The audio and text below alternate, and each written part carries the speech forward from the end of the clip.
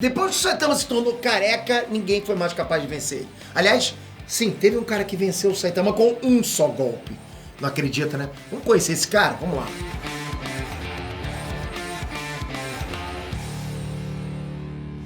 Inês Trunks, Peter aqui. Você com certeza está vendo esse título e pensando, pô, o P tá doido. Ok, isso não deixa de ser verdade um pouquinho, né? Mas até relógio quebrado marca a hora certa 2 vezes por dia. Então, dá um desconto pra mim. Vamos seguir aqui. É oficial, é canônico, ok? Saitama foi sim derrotado. E digo mais, o Saitama foi derrotado depois de ter se tornado esse cara invencível, ok? Não foi durante a evolução dele, não, quando ele ainda tinha cabelo. Não! Ele tava careca, invencível, foi derrotado. Vocês querem saber quem foi esse cara que fez? Lógico, vocês estão aqui nesse vídeo. Então, metralha esse like e aproveita e coloca aqui embaixo pra ver seu conhecimento de anime, ok? Quem que você acha que em todos os animes, ok? Quem que é possível derrotar o Saitama? Quem que você acha que derrotaria o Saitama? Não na força, com qualquer poder. Capricha aqui, eu quero ver se você manja bem. Galera, como eu falei, essa história é oficial e é canônica. Isso quer dizer que ela tá no mangá? Não. E na webcomic? Também não. Como One Punch Man explodiu em popularidade recentemente, né, se tornando um dos mangás mais consumidos dos últimos anos, é normal que novos produtos surjam. E paralelo ao que acontece no mangá e no webcomic, o autor também criou uma série de audiobooks que complementam a história do mangá. Então, como se trata de um audiobook, não vai dar pra mostrar nenhuma imagem do que aconteceu simplesmente porque elas não existem, é só áudio, não é verdade? E foi exatamente em um desses audiobooks oficiais canônicos que o Saitama enfrentou um oponente forte demais até pra ele. Essa história se passa cronologicamente depois dos eventos da segunda temporada, quando Genos está testando o poder de fogo da nova armadura que ele conseguiu depois de se equipar lá com as peças de um robô que ele derrotou. Para fazer esses testes, ele recorreu a uma tecnologia do Dr. Kuzeno, pois é o nome dele esse mesmo, tá bom? Essa tecnologia chamada VGS, que significa Virtual Genocide Simulation, ou simulação de genocídio virtual, ok? Esse sistema se tratava de um tipo de capacete de realidade virtual que lia as ondas eletromagnéticas da pessoa que colocasse ele. E através delas, ele conseguia simular todas as capacidades físicas do usuário. Além também de criar uma simulação de combate contra qualquer adversário que os Genos já tenha escaneado. Naquele momento, galera, o VGS tinha no banco de dados dele a simulação da Mulher Mosquito, do Rei do Mar Profundo e do Azura Kabuto. Dentro da simulação, o Genos matou a Mulher Mosquito com um único tiro dos repulsores dele, ok? Aí logo em seguida ele enfrentou o Rei do Mar Profundo e também derrotou ele.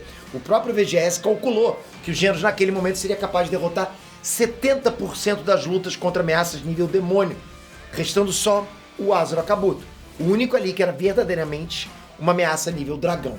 O resultado foi que o Genos só tomou na cabeça. Ele perdeu 54 lutas consecutivas e o máximo que ele conseguiu foi resistir a 2 golpes do Azura Kabuto. Depois disso ele ficou frustrado, foi pra casa, pediu pro Saitama testar o VGS, mas você já deve imaginar o que aconteceu.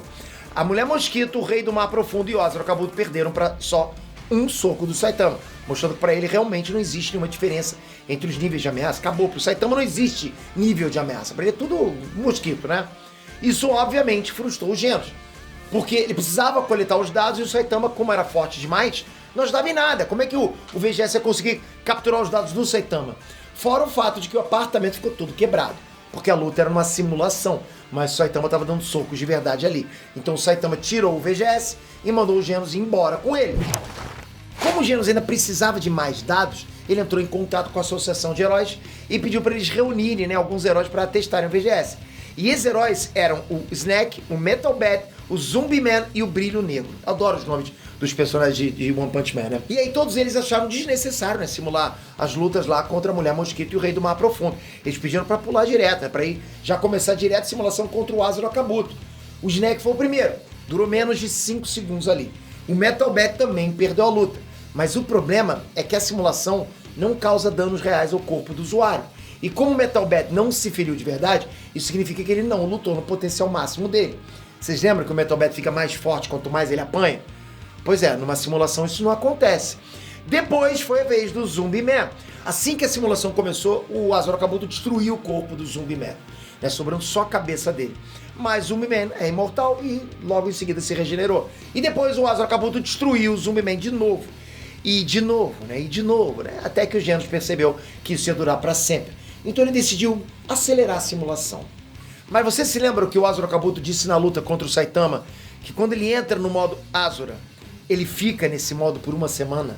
Pois é, depois desse tempo, o Azor-Kabuto ficou completamente exausto e o Zumbi-Man conseguiu derrotar ele com um machado. Depois disso foi a vez do Brilho Negro, que é provavelmente o herói classe S com maior força física depois do Blast. Aí a luta simulada entre o Brilho Negro e o Azor-Kabuto foi intensa, foi muito equilibrada, foi bastante equilibrada, mas depois de muito esforço ele acabou conseguindo derrotar o monstro.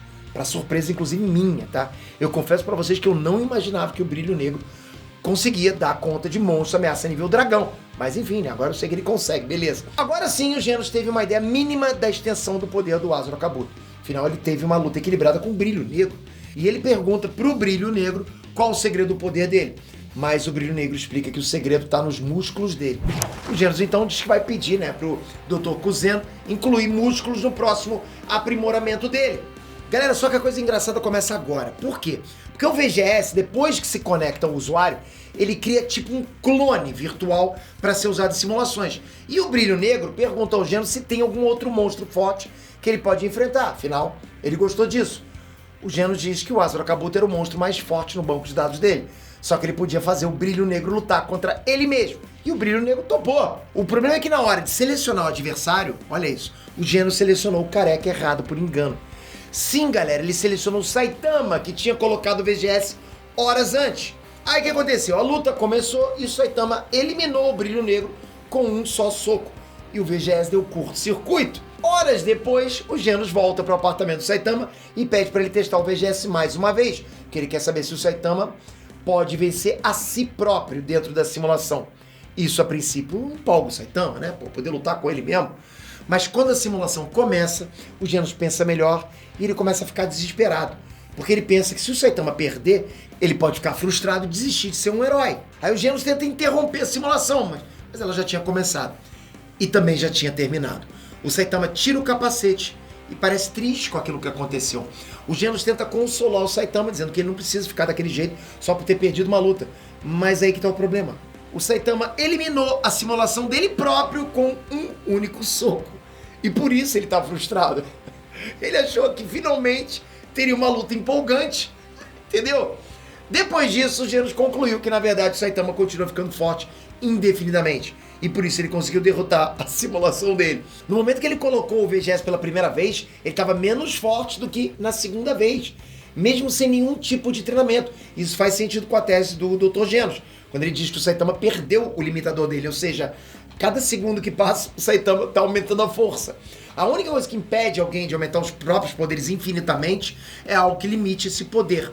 Mas como o Saitama não tem mais essa coisa que limita a evolução dele, então o Saitama realmente pode estar ficando forte a cada segundo, mesmo sem fazer nenhum tipo de esforço.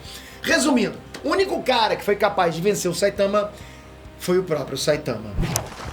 Se vocês curtiram esse vídeo como foi, capricha nesse like, capricha nos comentários e se inscreve no canal, porque sem a sua inscrição a máquina para. Eu preciso de você aqui para dar força pra gente, para continuar sempre trabalhando pra você.